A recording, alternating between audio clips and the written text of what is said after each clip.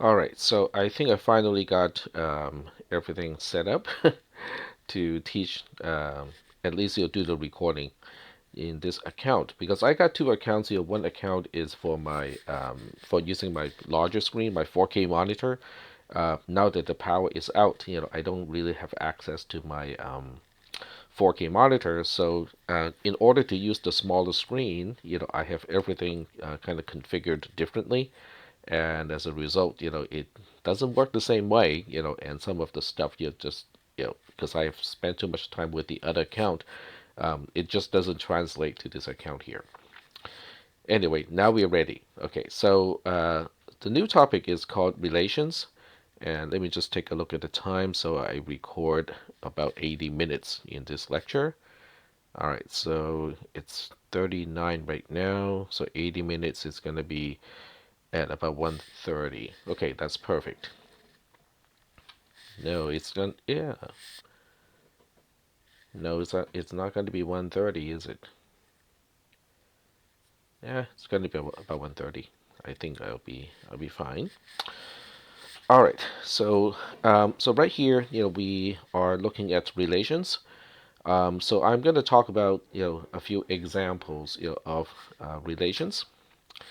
And as usual, I'm going to capture some of my notes here. All right, so the first thing about a relation is how we refer to a relation over a set. Okay, so we basically say a relation R is said to be defined over a set X. So that's the first thing is, when we define a relation, the relation has to be defined over a particular set, because the main objective of a relation is to relate elements, in this case, of the set X. So once we have this term, we can now put some restrictions onto what a relation, uh, you know, what the restrictions are, that are applicable to a relation. So in this case, a relation has to be a subset EQ of X Cartesian product with X. So that's the restriction is R has to be a subset of the Cartesian product of X with itself. So right here, that's it. That's the only restriction that you have, when you are defining a relation. So it's time for some examples. Okay, so examples. Oh, I don't mean it to be a header. So let's do this. All right. So as an example, we can now say, let's see here. So we can say X is 0, 1, and 2. So X is really nothing more than just a set. And now we can try to define a relation R that is defined over X. So the first one I'm going to define is really just the empty relation. So this is perfectly okay. It's perfectly fine for a relation to be empty, even though we still say that this relation R, which is an empty set, is defined over X. Okay. And now we can try some other non-empty relations.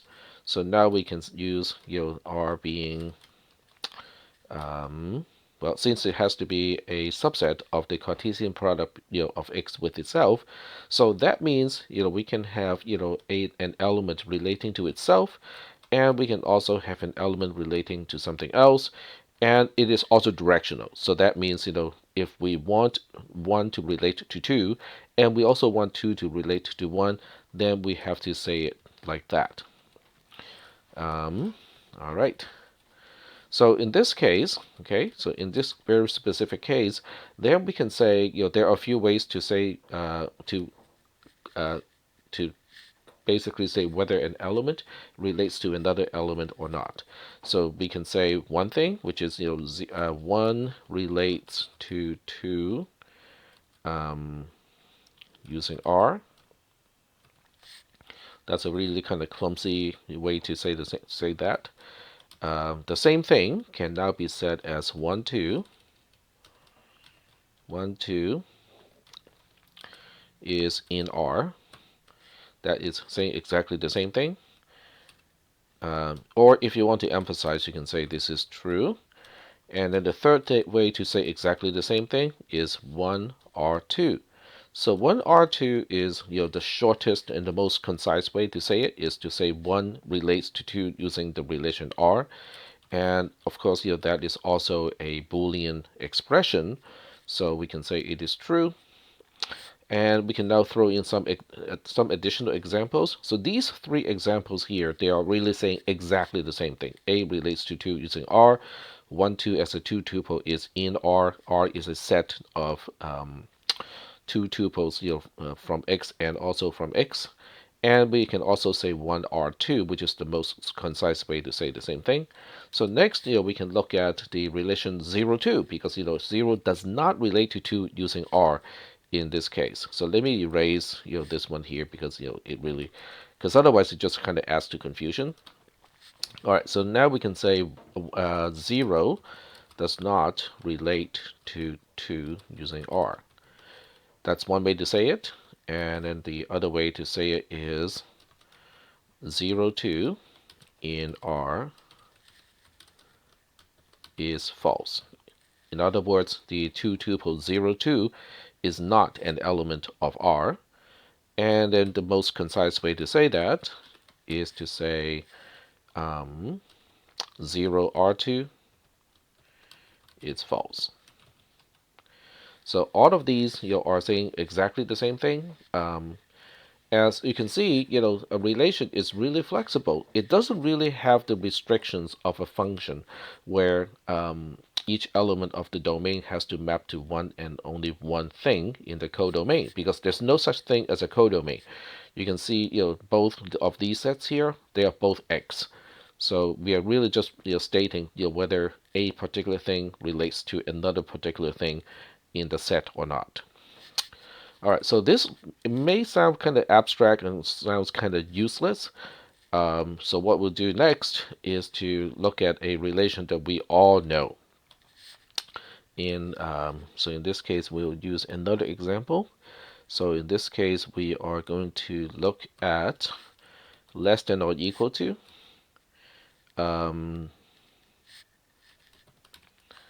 Defined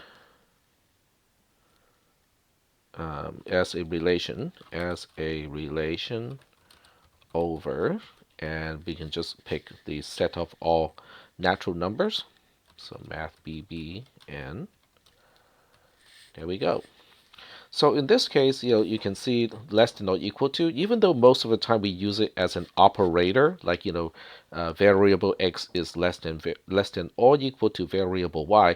In this case, less than or equal to is the name of a set. Okay, strange name. Yes, I do admit it is a strange name, but no one says that it cannot be the case, right? So now we want to state some obvious things about this particular set. So now we can say less than or equal to is a subset equal to the Cartesian product of natural number with natural number. So math BBN times math BBN. There we go. So yes, I understand this is really weird because we usually consider less than or equal to as a comparison operator. Now it becomes the name of a set. Okay, but that's just what relations are.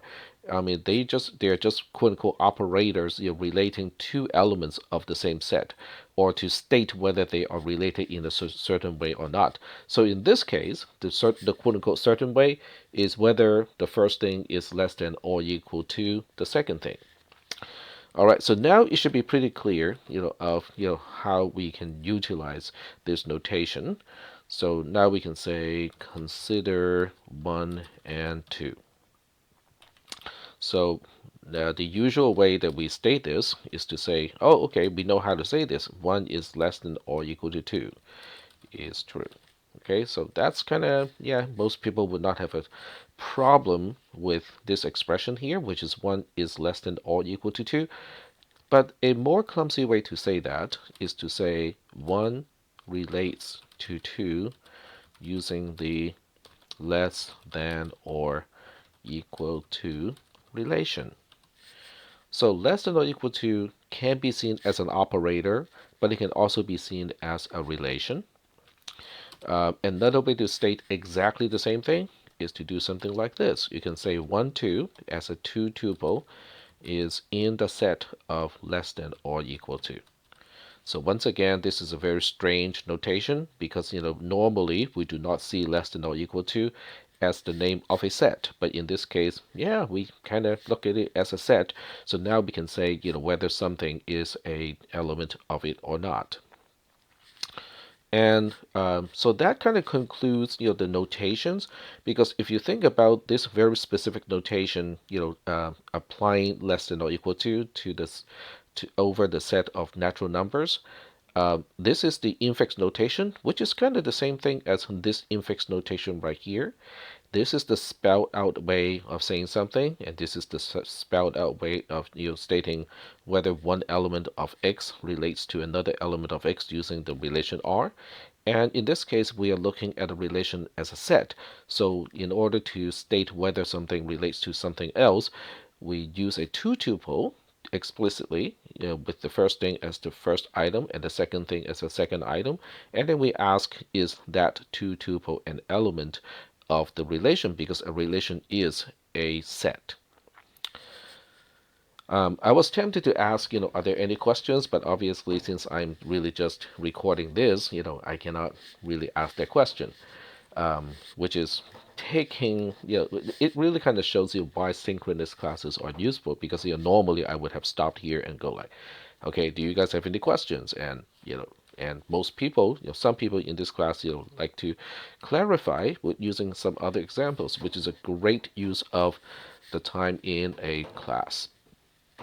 All right, so assuming that we don't have any questions, if you do have any questions, just go ahead and kind of ping me on Discord and ask away as you're watching this. So the question now is, so what is the big deal of relations, right? I mean, why do we need to study relations? Well, the idea of studying relations is, we want to know whether something is sortable or not. How can we rank something, or can a collection of items, can a set of members be ranked in a certain way? So you might think this is, oh, that's pretty easy. I mean, I cannot imagine why your things cannot be ranked. Well, okay, I'm just going to type this, okay? So imagine that you need to rank players of a video game. All right, so you have the League of Legends, or some other game, whatever it is, and you need to come up with gamer of the week. So now the question is, how do you come up with the gamer of the week? So you might want to say, consider factors like, okay, I'm just gonna throw some terms out here. Win-loss ratio, okay. You might want to throw in time in game, considered friendly by peers, money invested in game, because in certain games you can spend money and just buy stuff, right? And there are many other attributes that you might want to consider. So the bottom line is, of all of these things, okay, you're gonna have to combine all of these things in order to compare whether a particular player is higher ranking than another player or not. So what it does boil down to is, how do you compare the stats of two players? That is really the bottom line. So you might think, well, that's pretty easy. I can just write a function to perform this comparison. So now we can go ahead and try to define a C function, and we'll just return an int here, is better than, okay? And then we have two players, and I'm just going to use a slightly object-oriented way to do this.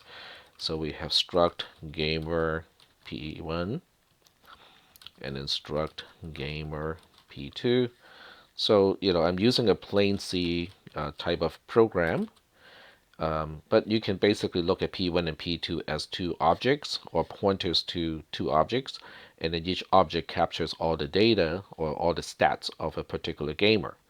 So I just want to know whether P1 is considered better than P2.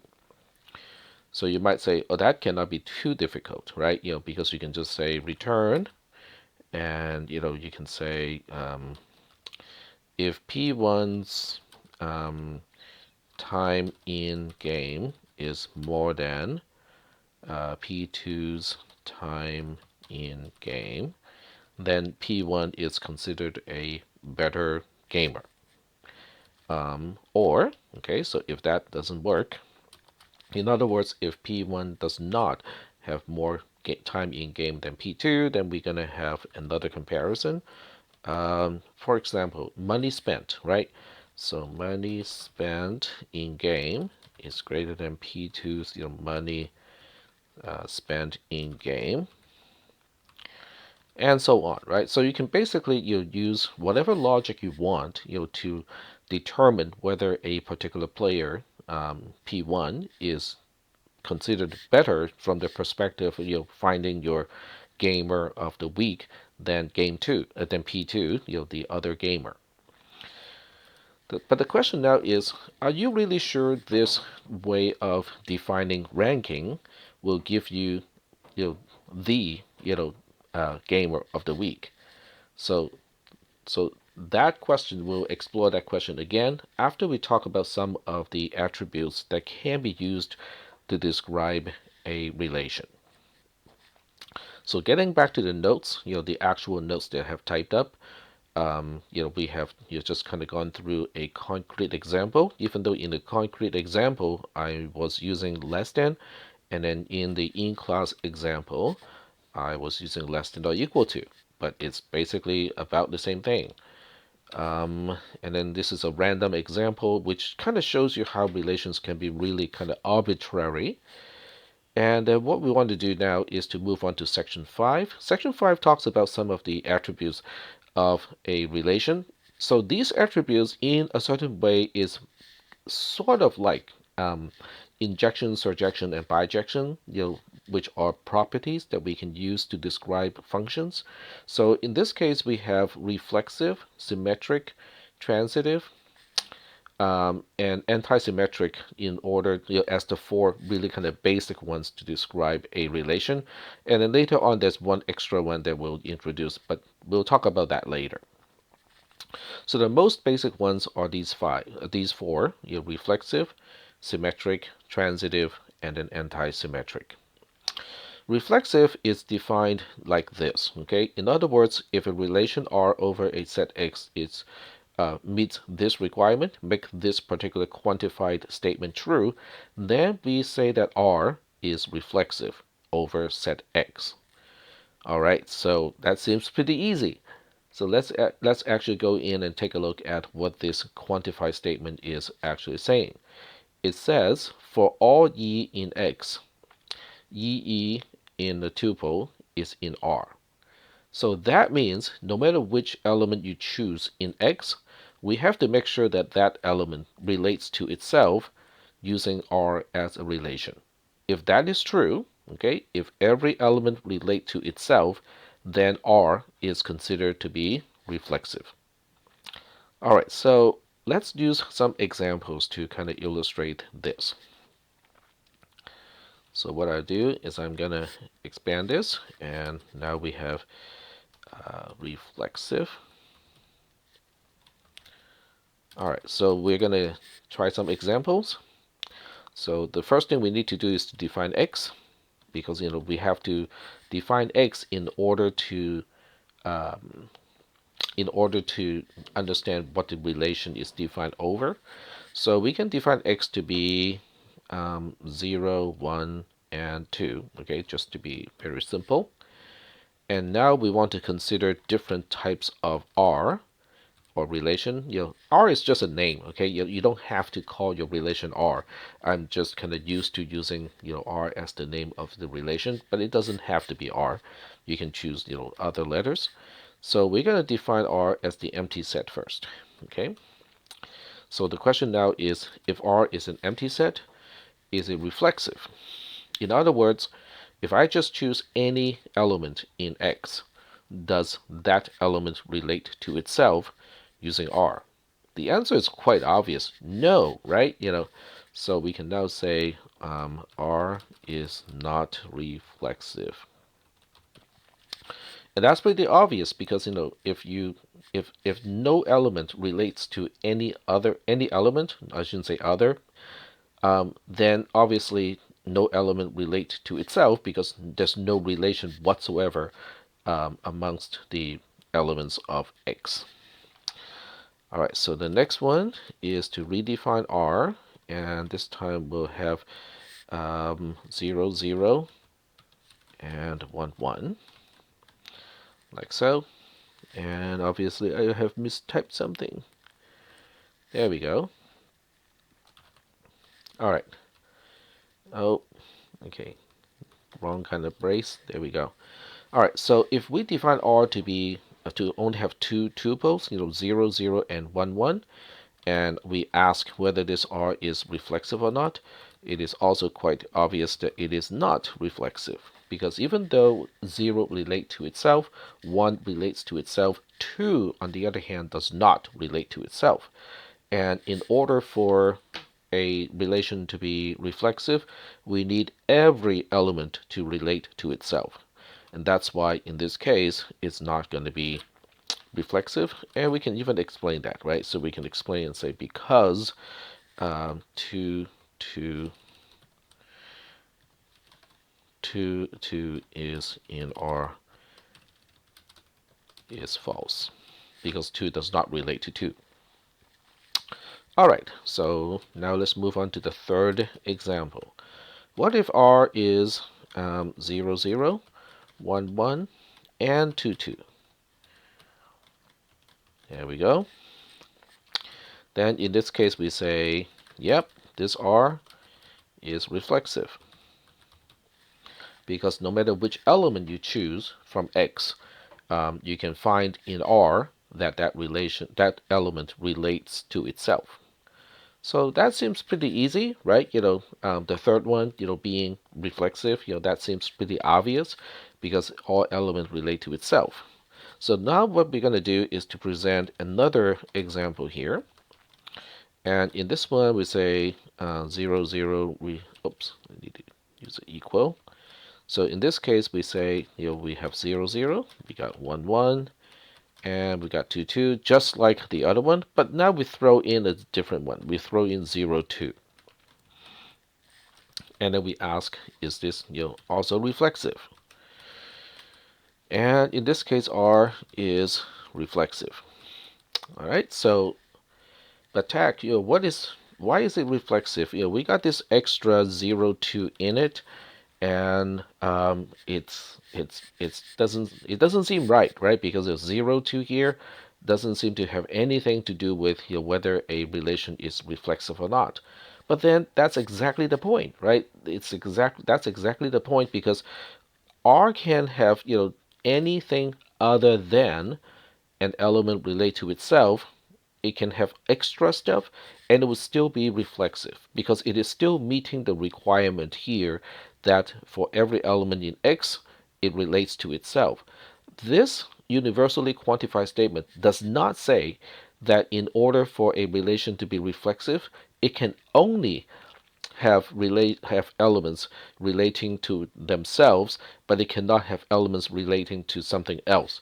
It doesn't say anything like that, right? It all it says is, well, as long as every element relate to itself through this relation, it's reflexive. It doesn't say anything about can it contain something else.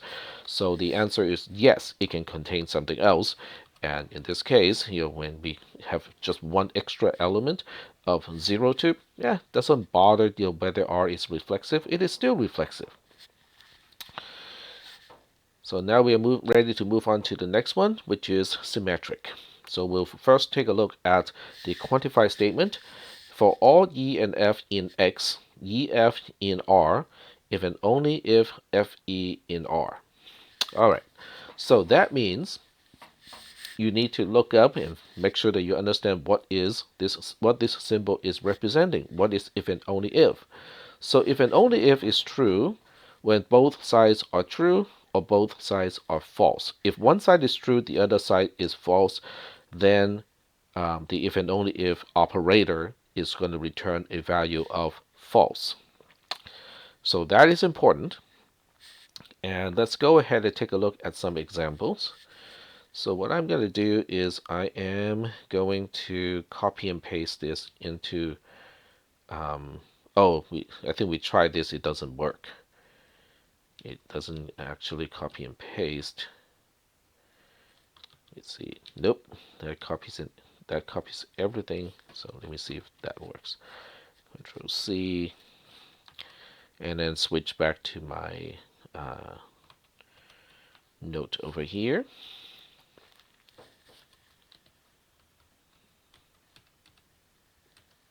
And now we add to our collection. The second one is symmetric. And then we'll see if I can paste. Oh, okay, that works. That's nice. Okay. All right, very good. So now we're going to define x as 0, 1, 2 again. 0, 1, 2. Just like that. And once again, the first R that we're going to examine is the empty set. And then we ask the question, is this R symmetric or not? So here's the first question, right? So we are looking at the quantified statement here, and then we ask, is this portion of the quantified statement true no matter what you choose as E and no matter what you choose as F, as long as E and F are both elements of X? So that's the question. So, if you're watching this, from a video perspective, I want you to pause right now and go ahead and think about it. And then, just unpause and then so that I can tell you the answer. All right, so I'm assuming that you have already spent some time to think about this and you have come to a conclusion. So now I'm going to give you the answer. This particular R is symmetric. Now, obviously, I cannot know, what your response is, but this R is responsive because the set is empty. R is an empty set, which means, there's no way you can find anything that is actually an element of R, and there's no way you can find anything that is an element of R. But that's okay, because if EF in R is false and FE in R is also false, then the if and only if is going to say true. Because false, if and only if false is true. Now, if that is bothering you, then we need to go all the way back to week 1 when we defined if and only if as a logical operator. Okay, because it has its own truth table. So, it's probably a good idea to go back and revisit the truth table of if and only if. On the other hand, if you already know that, understand what if and only if means, then it is fairly obvious that R is symmetric in this case, because for no matter what you choose as E, no matter what you choose as F, this is always the element of is always false on both sides. So now we have false if and only if false, and that makes the if and only if itself return the value of true. Okay, so that's one. So let's try something else. Okay, so in this case we have R defined as, let's try 0, 0, 1, 1, and 2, 2. Yes, we have seen this one before, because this one is the minimum that we need in order for R to be reflexive. So in this case, R is also symmetric. Not only is it reflexive, it is also symmetric. This one is kind of obvious, right? Because 0, 0, no matter which way you look at it, is is symmetric. I mean, it really is just the intuitive, understanding of symmetric. But the other thing you can also consider here is, basically E and F. If they are both the same element of X, then it is going to be true on both sides at the same time. So the if and only if is going to be returning true. But what if you choose E to be 0 and F to be 1? Then in those cases, 0, 1 is not in R. 1, 0 is also not in R. So you have false, false on both sides of the if and only if. And once again, you have the if and only if returning a value of true. So it doesn't have a problem. So let's take a look at something else. So let's take a look at 0, 1 and 1, 0 being the only two elements of the relation. In this case, R is also symmetric. Oh, there's a typo. There we go. So in this case, R is also symmetric. Okay, R is symmetric in this case. Because, when E is 0 and F is 1, then EF in R is true, FE in R is also true, and as a result, the if and only if is true. For anything else, okay, if you pick any other E and any other F, then they're both missing, and as a result, we have false if and only if false. And once again, it is also, the if and only if is going to return true because both sides are false in those cases. All right, so it doesn't, it's always helpful to find one case where it is asymmetric, that is, where it's not symmetric. I really should be careful not to say asymmetric, but it is just not symmetric. All right, so if we have 0, 1 and 2, 1 in here, then the relation is not symmetric. In fact, we can have just one of them, and it is still not symmetric in this case. So we'll say R is not symmetric in this case. All right, so once again, just force of habit, I wanted to say, are there any questions? Obviously, that is not applicable because I'm actually just recording this. So we're going to move on to the next one, which is, let's see, transitive. So transitive is kind of what you actually understand about, whether something is transitive or not. So we'll take a closer look at the quantify statement here. For all E, F, G as elements of X, E, F in R and F, G in R implies E, G is in R. If this is true, okay, if this part is true, no matter what you choose as E, F, and G, then R is said to be transitive. All right, so once again, I'm going to kind of type on the other side so we can have some examples.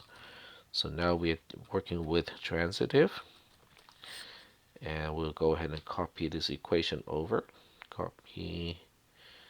I don't think this works. I'm going to give it a try anyway. Oh, it does work. Huh. All right, well, I'm not complaining. There we go. So now we have captured, the name and also the definition over here. And I'm just going to be a little bit lazy and then reuse X as, having a set having just 1, 2, 0, 1, and 2 in it. And now we're going to try out, the different R values. So the first one is, okay, you guys may know this already. So we're going to consider the empty set first. Okay, so we're going to say, is the empty set R, in this case, is it transitive? Oh, transitive. Transitive. There we go. All right, so in this case, R is indeed transitive. Why is it transitive? Well, kind of for the same reason, that the empty set is also symmetric. Well, sort of, not exactly the same. So in this case, it doesn't matter what you choose as E, F, or G, as elements of X. We don't have a problem finding elements of X. X has 3 elements, and we can we can have a lot of fun with the values of E, F, and G because X itself is not empty. That is not the problem. It's also not the solution. The question is, can we find two tuples, EF in R and tuple FG in R? The answer is I don't even care what you use as E, F, or G. We know that these things cannot be in R because R is an empty set. Nothing can be in an empty set. So what does that say? It's basically saying this portion here is guaranteed to be false. And so is this portion over here. So if each side of the conjunction is false, the conjunction is false. But the conjunction is really just the left-hand side of the implication. This entire thing is the left-hand side or the precedent of the implication. So from the truth table of implication, we know that if the precedent or the left-hand side is false, then the implication itself is true.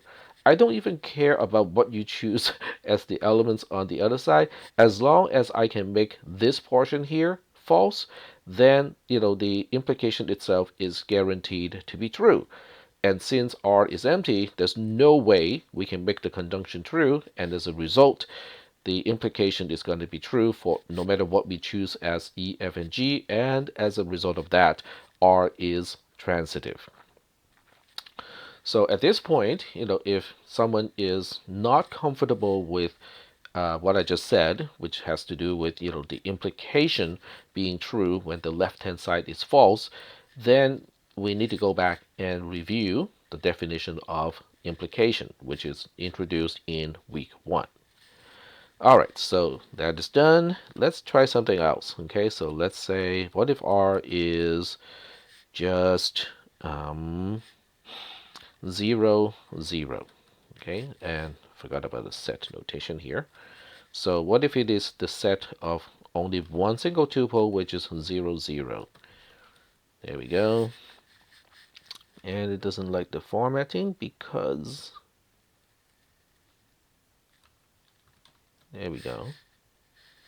Nope. Oh, because I got 2 slashes on this side. There we go.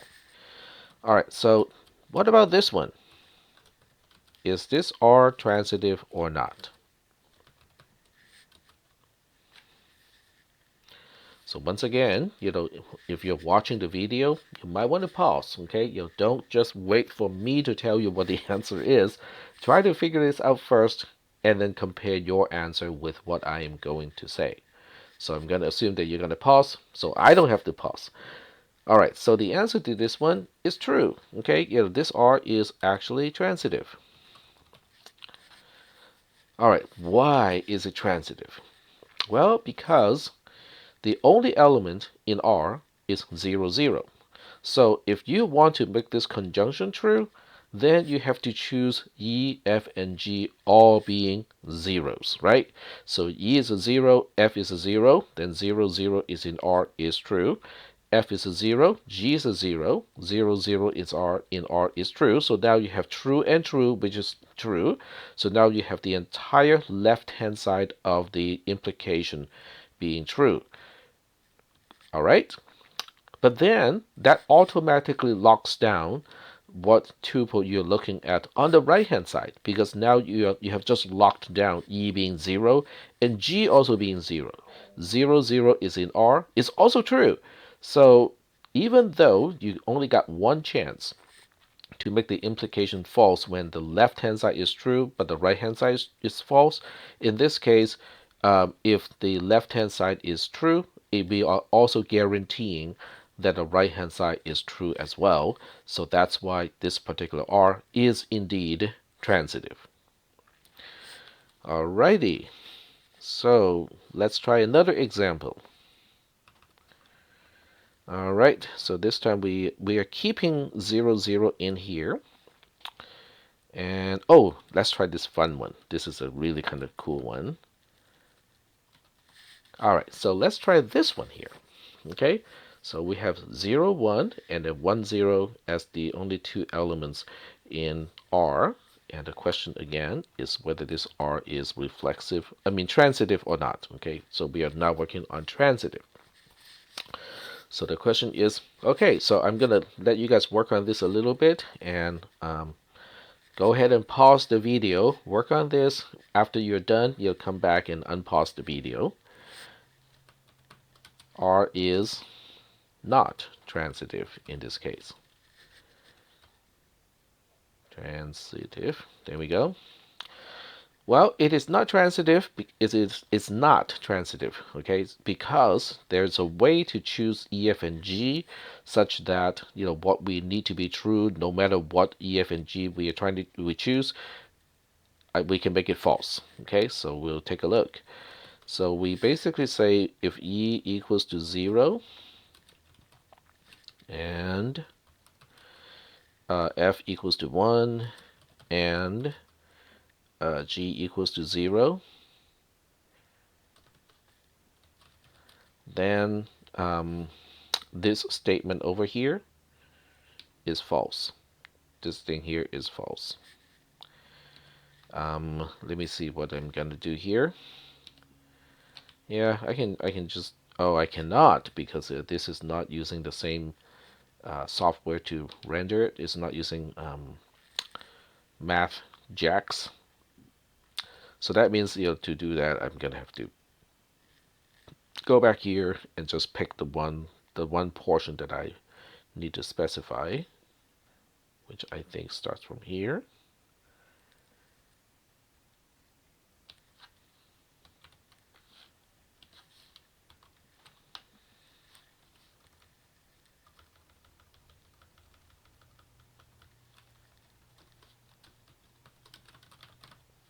All right,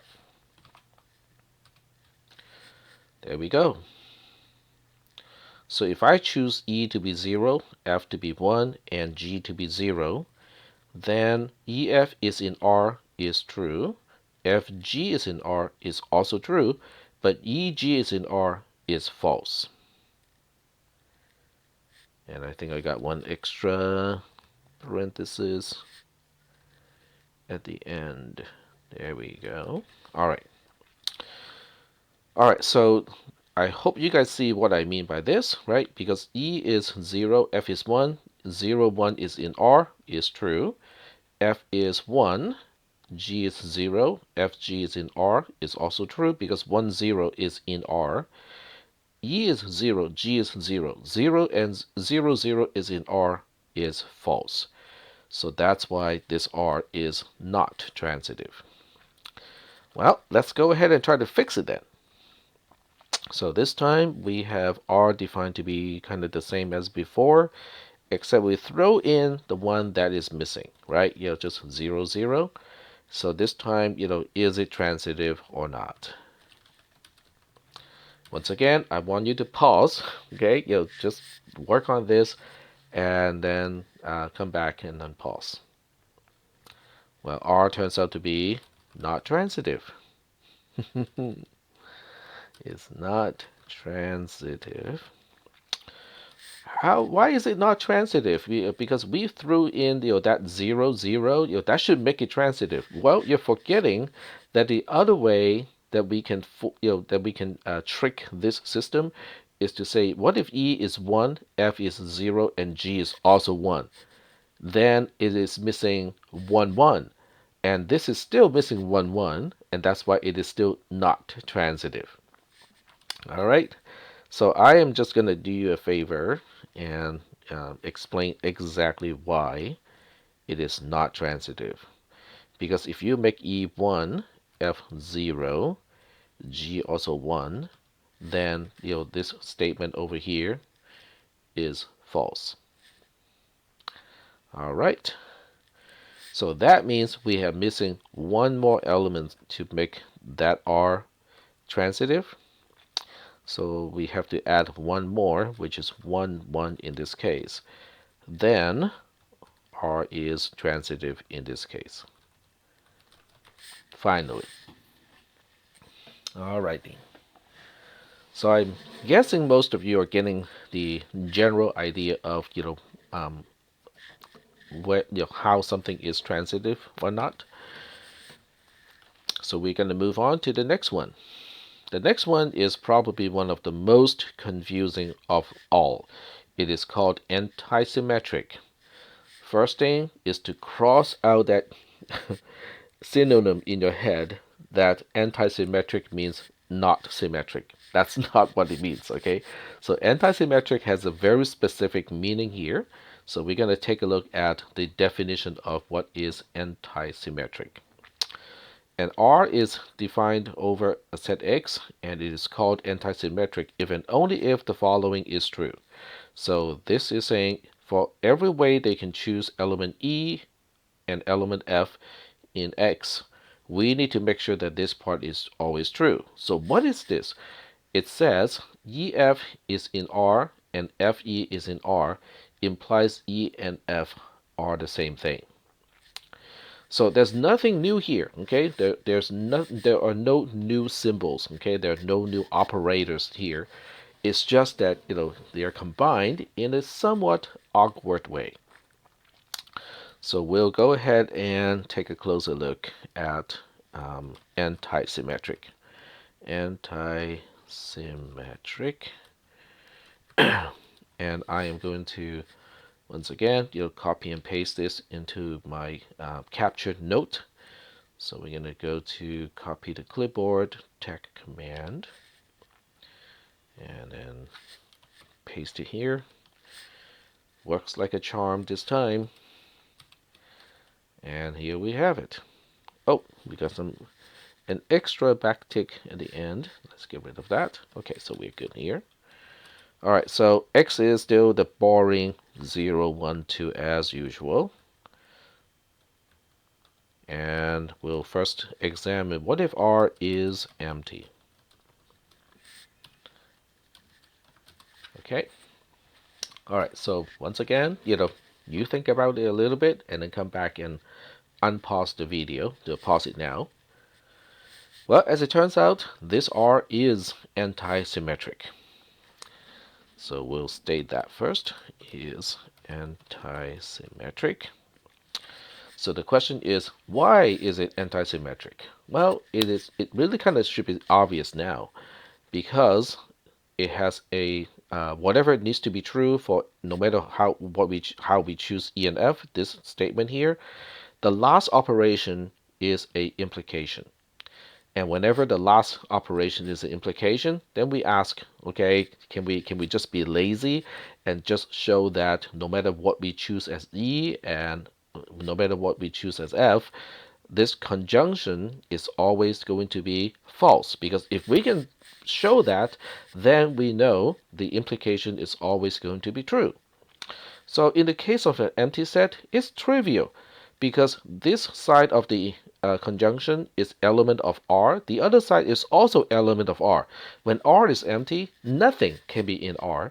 And as a result, both as an element of R are going to be false. False and false is false. That means the conjunction is going to be false. The conjunction is the left-hand side of the implication, which means the implication is going to be true. Doesn't matter what you choose as E or F. The implication is going to be true, which means R does qualify, in this case being anti-set, does qualify as anti-symmetric. All right, so let's try something else. So this time let's define R to be,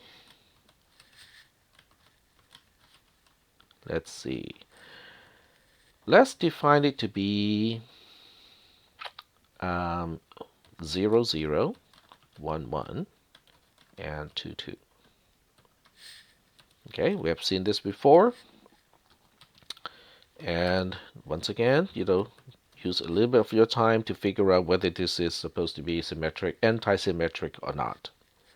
Pause now, right?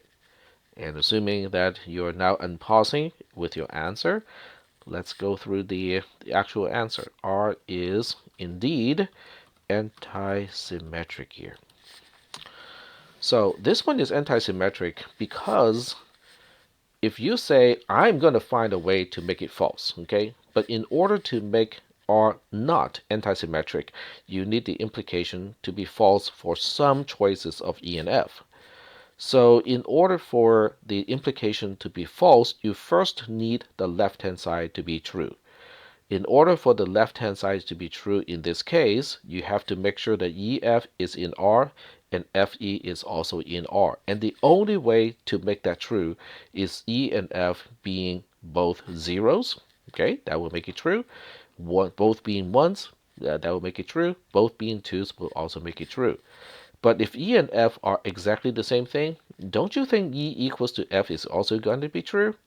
So that is why in this case R is anti-symmetric.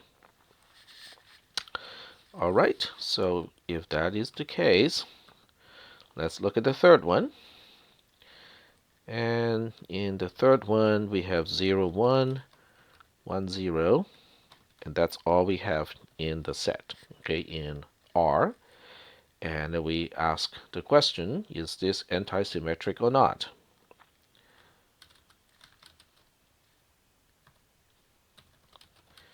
All right, once again, spend some time on your own, think about it. And now I'm going to give you the answer. So in this case, this is not anti-symmetric. All right, so if it is not anti-symmetric, let me see, anti-symmetric. I'm just checking my spelling. It is correct. Okay, so it is not anti-symmetric. So now the question is, okay, what makes it not anti-symmetric? So in other words, what do you choose as E and what do you choose as F in order for this condition here false? Because that's, if you can find one way, at least one way to choose E and F such that whatever part is highlighted here to be false, then the for all has to be false too, because for all means it should not matter what you choose as E and F. We still want everything here to be true. So in this case, you have to make EF in R to be true. You also have to make FE in R to be true. So in this case, we can say, oh, what if E equals to 0 and F equals to 1? All right, so we say E equals to 0 and F equals to 1 is what we need, because in that case, we would have the elements of R being true, because both of these elements of R will be true at the same time, which means the conjunction is going to be true. But the other side of the implication is going to be false, because E is 0, F is 1, 0 equals to 1 is false. So we have found a case where it is no longer, we can find a case where this condition here is false, and as a result, the universally quantified statement itself is also false. All right. So I think that's it. Okay, for the four most elemental, the four most elemental way of describing a relation. So now the question is, so what is so significant about this particular discussion here?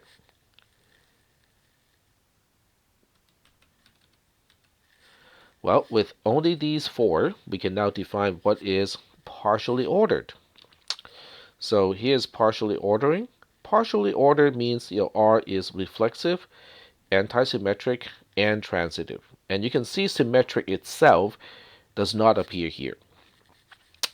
All right, so what does it mean when something is partially ordering? Because when you deal with sorting, sorting requires the relation to be totally ordered, not just partially ordered. So the question is, what is partially ordering? And let me just look at the time. Indeed, we have let's see, it's supposed to be 80 minutes, right? So nope, I'm not quite done yet. Because I started recording at 40, so that means I still got another half hour to go. All right, so partial ordering needs R as a relation to be reflexive over X, anti-symmetric over X, and transitive over X. And the best way to describe it is a beer commercial. So there used to be a beer commercial, I think it's an Australian beer, where it shows a character Now, some people can say this commercial is sexist, but it's funny. It's really funny. Um, you can look it up.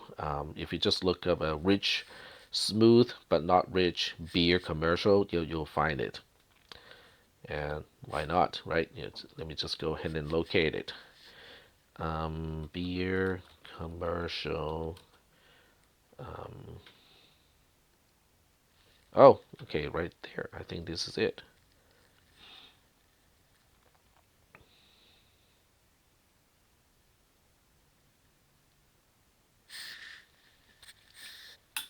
Yep. By the way, my power is still out, even though Smut said, "Yeah, your power should be back by 12:05." Nope, it's still not. It's still not back.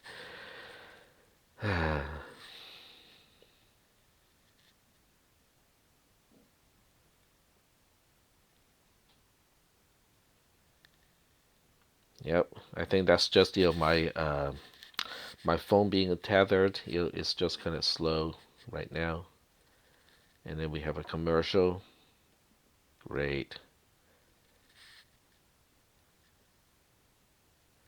All right, that's not going to work.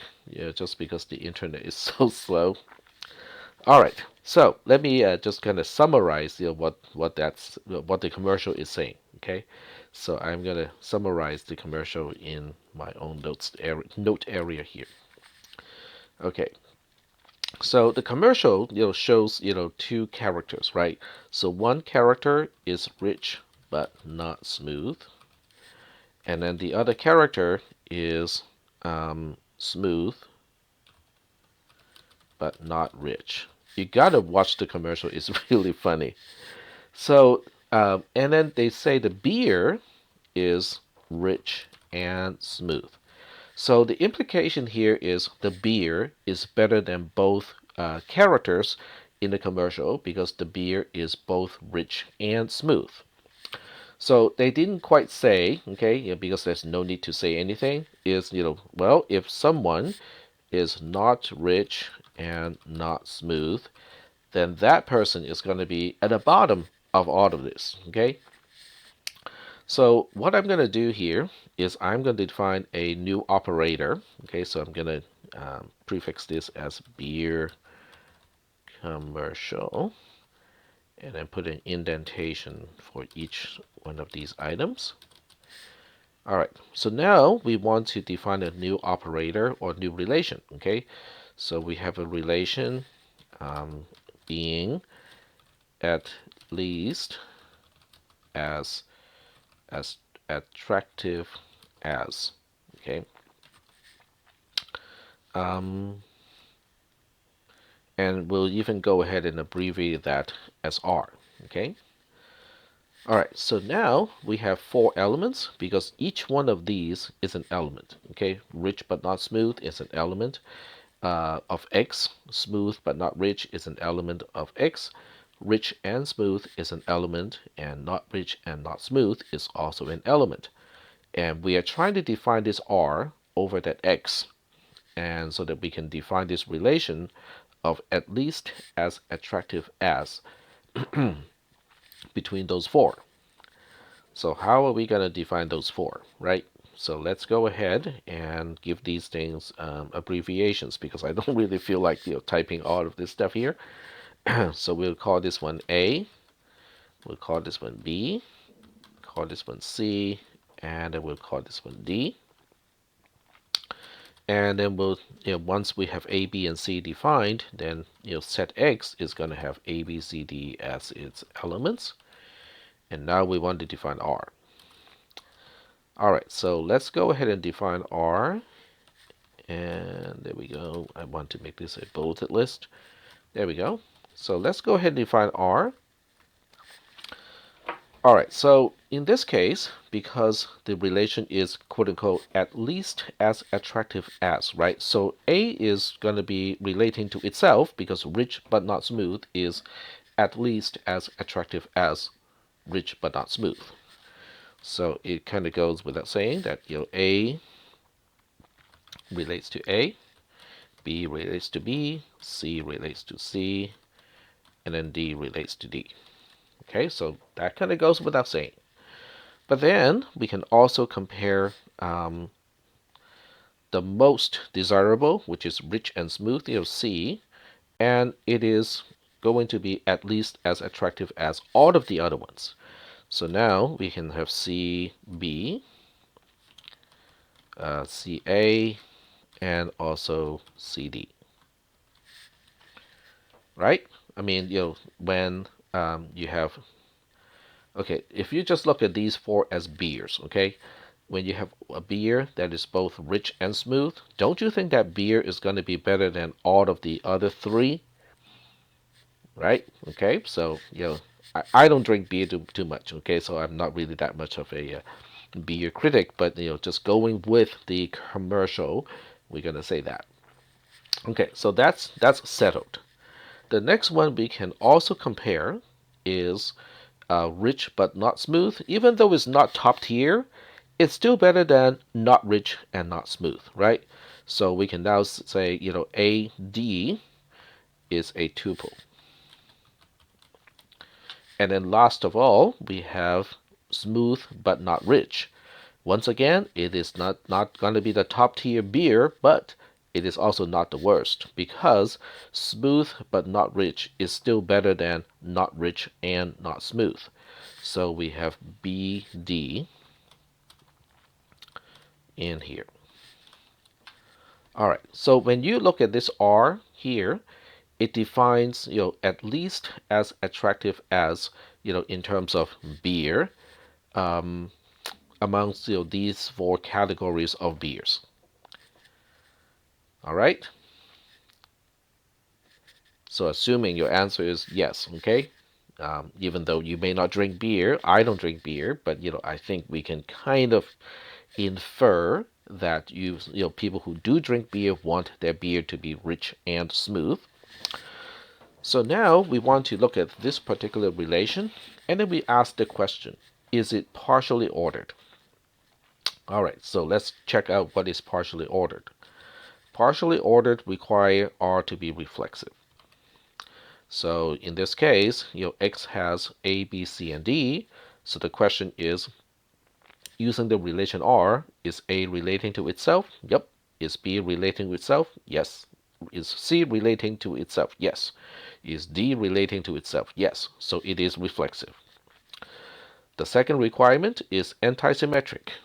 In other words, the only if I find AA and AA, A equals to A. So basically what it's trying to rule out is AB, BA. Okay, so if AB is a two tuple, BA is also a two tuple, then it is not anti-symmetric. So that's what it's trying to rule out. So let's see if we can rule out those, whether those cases appear here or not. So the reflexive cases is not a concern. When we see CB, we better make sure BC is not here. And BC is not here. Okay, so that's fine. When we see CA, we want to make sure that AC is not here. And AC is not here. When we see CD, we want DC not to be here. Okay, that's good. When we see AD, we want DA not to be here. Once again, everything is good. And then the last one is BD. We want to make sure that DB is not here. And that is also true. So that means this particular relation R is also anti-symmetric. And then the last requirement is being transitive.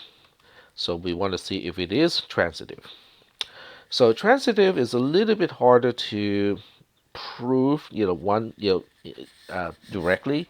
So we are trying to look for counter examples where it is not where it's not transitive. So we're going to take a quick look here. The battery of my phone is getting down to like 5%, so I probably need to conclude the recording really soon because the battery is going to die any moment now.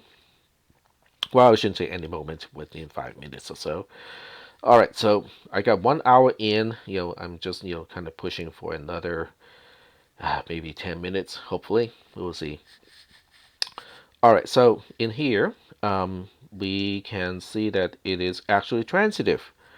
AA, BB, CC, DD, not too much of a concern.